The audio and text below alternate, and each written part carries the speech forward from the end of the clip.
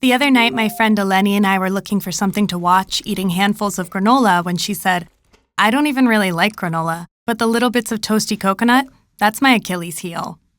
"Totally," I said. "I can't resist those either."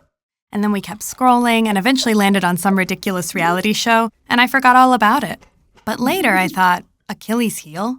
That's a weird way of saying something is your weakness. Who was Achilles anyway, and what's up with his foot? So I looked it up. In Greek mythology, when Achilles was a baby, his mother heard a prophecy that he would die at a young age, so she dipped him into the river Styx to make him immortal. But she was holding him by the heel, so that part didn't touch the water. Later, Achilles died in battle when an arrow pierced him right in the heel, his only weak spot, thus fulfilling the prophecy. Now we say Achilles heel to refer to any weakness or vulnerability. What other sayings come from Greek mythology? What about Pandora's box?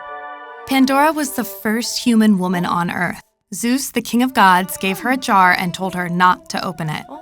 Of course, being human, her curiosity got the better of her and she opened it, and out flew all the bad things in the world like envy, fear, greed, and rage. So when we call something a Pandora's box, we mean it could open all sorts of problems or issues for us. When something is really difficult and requires a lot of bravery and stamina, we might call it a Herculean task after the hero Hercules, who was known for his courage and strength. He completed 12 labors, including defeating the 9-headed Hydra and obtaining the belt of Hippolyte, the queen of the Amazons. When a man is extremely good-looking, we call him an Adonis, after a very handsome lover of the goddess Aphrodite. The Olympic Games are named for Mount Olympus, the home of the gods. The list goes on and on. Why did the ancient Greeks come up with such an expansive mythology with so many stories and characters? For the Greeks, mythology was a religion. It was a way to explain things in nature that they didn't have an explanation for, like the creation of the world. They didn't have the Big Bang Theory or knowledge of multiple galaxies. They came up with the creation myth. In the beginning, there was only darkness, or chaos. Gaia, the earth, grew out of chaos and gave birth to Uranus, the sky. Gaia became the mother of all living things. Gaia and Uranus gave birth to monsters and giants like the Titans, the ancestors of the Olympian gods.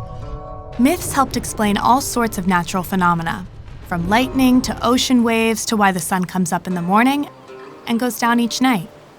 The Greeks incorporated the gods into their everyday lives. Sailors would make sacrifices to Poseidon, the god of the sea, before a journey to ensure safe travels. A sick person might ask Apollo, who ruled medicine, to help them get well. Humankind has come a long way since the ancient Greeks. We no longer need stories to explain things like lightning and thunder. We have scientific explanations for those things. But we still see references to Greek mythology in product marketing, literature, movies, and TV. Why do we still care about Greek mythology today? Well, myths don't just explain scientific phenomena. They reflect the universal human experience, too. The 12 labors of Hercules teach us about strength and perseverance, lessons we can all use as we go through challenging times. Stories about Elysium, the paradise reserved for heroic and virtuous souls, give people hope for a beautiful life after death. And the story of Achilles isn't really about a weak heel. It warns us that even a very powerful person can be brought down by a small yet fatal flaw. Which reminds me, I need to buy some more granola.